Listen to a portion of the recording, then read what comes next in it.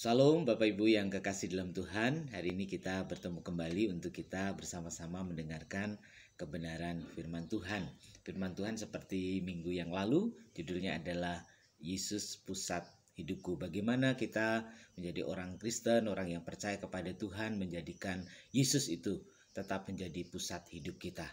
Bapak Ibu Saudaraku yang kekasih di dalam Tuhan, kenapa kita harus mengistimewakan Tuhan? Mengapa kita harus menempatkan Tuhan di posisi yang istimewa? Karena Tuhan sudah menempatkan kita terlebih dahulu di tempat yang sangat istimewa. Ada beberapa ayat yang menunjukkan bagaimana kita ditempatkan di posisi yang istimewa di hadapan Allah. Misalnya dalam Kisah Para Rasul 20 ayat 28 dikatakan bahwa jemaat Allah yang diperolehnya dengan darah anaknya sendiri. Ayat ini mengindikasikan bahwa kita diperoleh oleh Tuhan, kita didapatkan bukan dengan sesuatu yang mudah, tetapi sesuatu yang sangat mahal dengan pengorbanan anaknya. Artinya kita adalah orang-orang yang istimewa, pribadi-pribadi yang istimewa, yang punya tempat khusus di hadapan Tuhan. Ada satu ayat lagi yang mengatakan bahwa Efesus 1 ayat 4, demikian firman Tuhan, sebab di dalam Dia Allah telah memilih kita sebelum dunia dijadikan supaya kita kudus dan tak bercacat di hadapannya. Ayat ini juga memberitahu kepada kita bahwa kita sudah dipilih oleh Tuhan. Artinya kita adalah orang-orang yang memiliki tempat, memiliki posisi yang sangat istimewa di hadapan Tuhan. Oleh karena itu kita juga patut, ya saudaraku, patut untuk menempatkan Tuhan di tempat yang istimewa. Kita harus tempatkan Tuhan di tempat yang istimewa dalam hidup kita. Kenapa? Sekali lagi, karena Tuhan terlebih dahulu sudah menempatkan kita di posisi yang istimewa di hadapannya. Nah, Bapak Ibu, saudaraku yang kekasih dalam Tuhan, hari ini kita akan belajar lagi bagaimana supaya kita bisa lebih lagi mengutamakan Tuhan, lebih lagi menjadikan Tuhan itu menjadi pusat di dalam kehidupan kita. Ada satu bacaan di dalam 1 Korintus 10 ayat 31, demikian dikatakan, jika engkau makan atau jika engkau minum atau jika engkau melakukan sesuatu yang lain, lakukanlah semuanya itu untuk kemuliaan Allah. Artinya ini sebuah totalitas kehidupan di mana kita melakukan apa saja untuk kemuliaan nama Tuhan, melakukan apa saja berpusat dan bertumpu kepada Tuhan.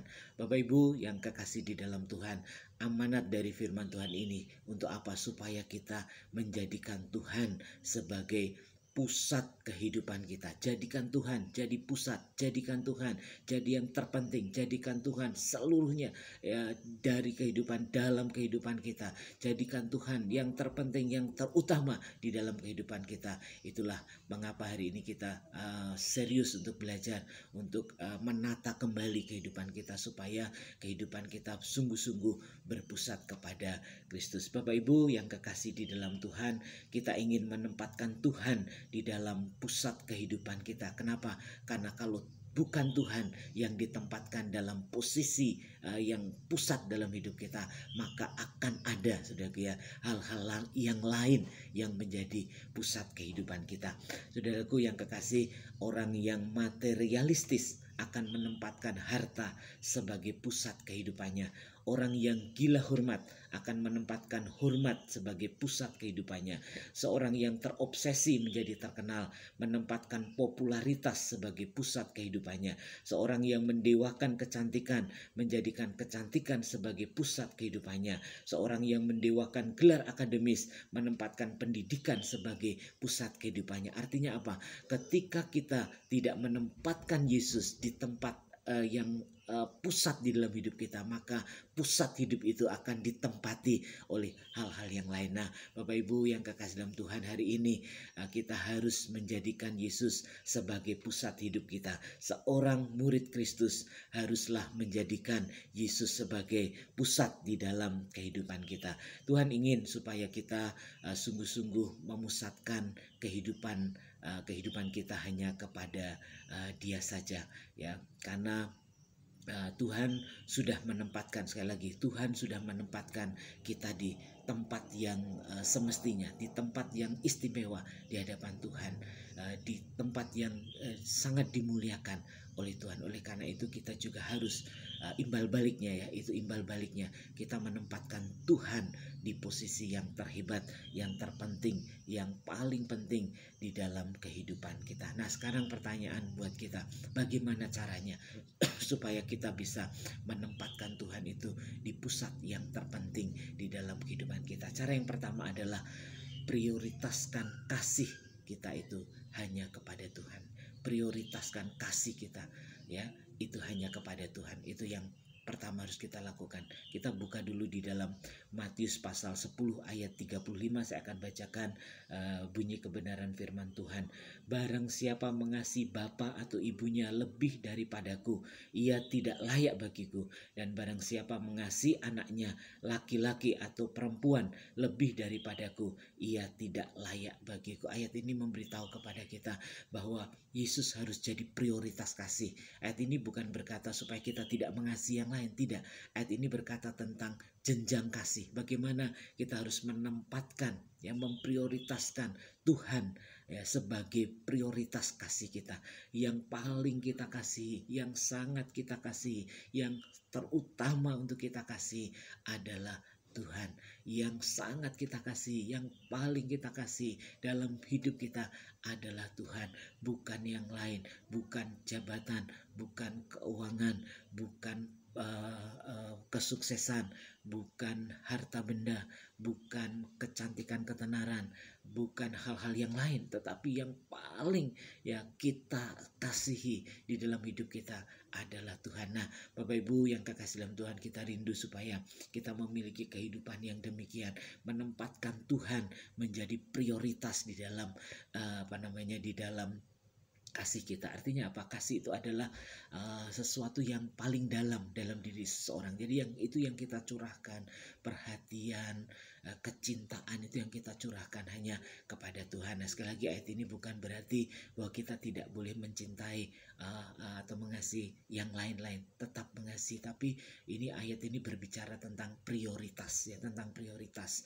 yang paling penting, yang paling terutama, yang sangat penting, yang harus terlebih dahulu dilakukan, yang harus terlebih dahulu dilakukan, yang harus lebih dahulu diutamakan adalah Tuhan saja di dalam kehidupan kita.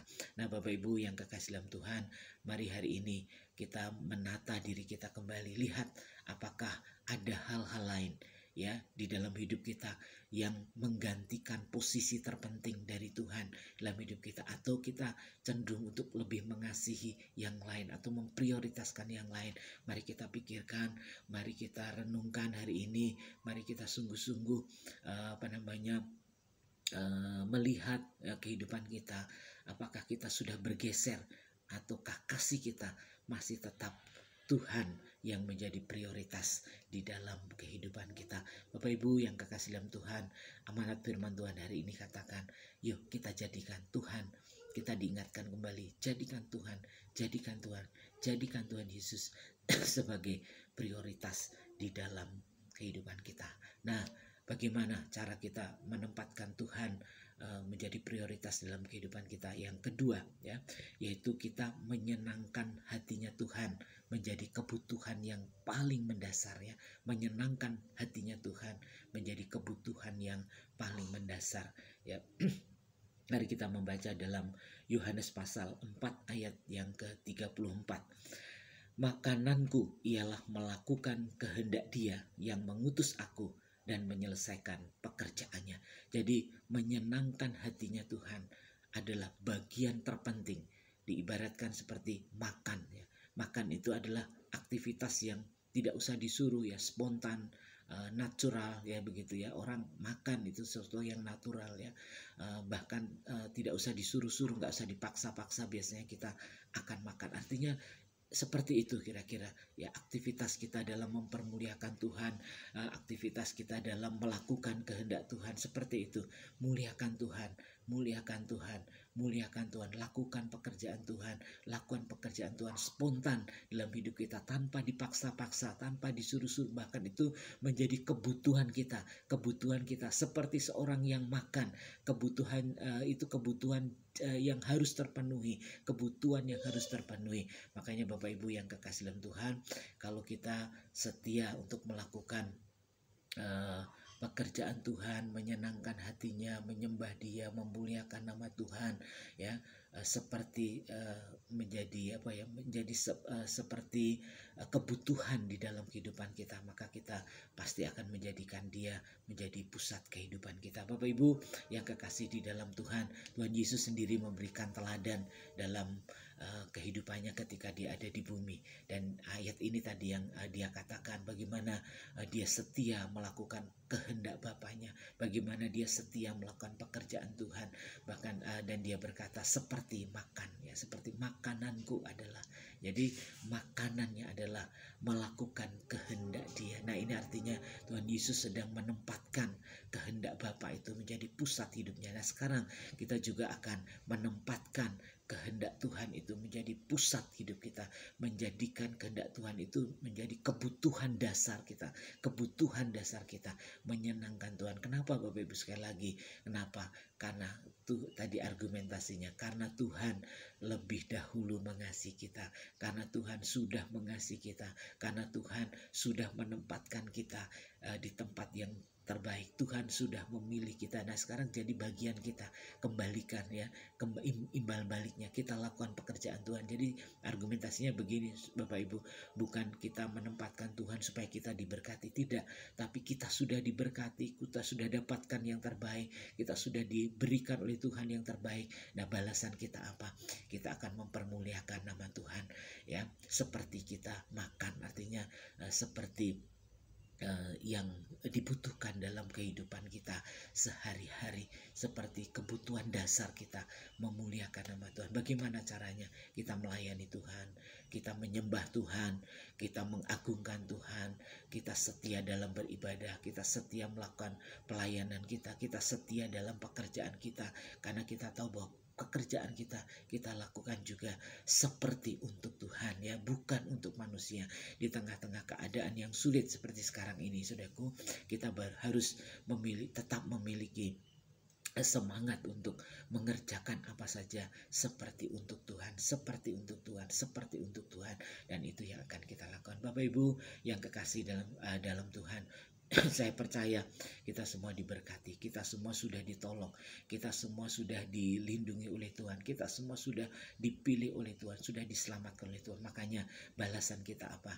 Jadikan Yesus menjadi pusat hidup kita. Mari hari-hari ini yuk kita lakukan, jadikan Tuhan pusat hidup kita. Jangan khawatir akan apapun, Tuhan sudah berkati kita, sudah tolong kita, sudah lakukan yang terbaik buat hidup kita. Dan sekarang bagian kita adalah kembalikan hormat kita, kembalikan pujian kita, kembalikan pujian dan sembah kita, kembalikan karya kita, kembalikan semua yang layak untuk Tuhan, untuk diterima oleh Tuhan dari hidup kita. Untuk apa? Untuk mempermuliakan nama Tuhan. Bapak Ibu, beberapa waktu lalu saya melihat satu tayangan di Facebook, ya, ada semacam lomba begitu, ya, video pendek, ya, tentang lomba anak-anak, ya, sepatu roda kayaknya, ya, mutar di satu arena begitu, ya. Nah, mulai dari startnya, kemudian sudah ditandai si anak ini nanti akan jatuh, dan kita udah duga pasti anak ini akan jadi juaranya malah. Nah, saya udah duga gitu. Nah, betul ternyata, ya. Nah, ketika start, ya, mereka pada pakai sepatu roda terus ski, ya, kayaknya ski, ya,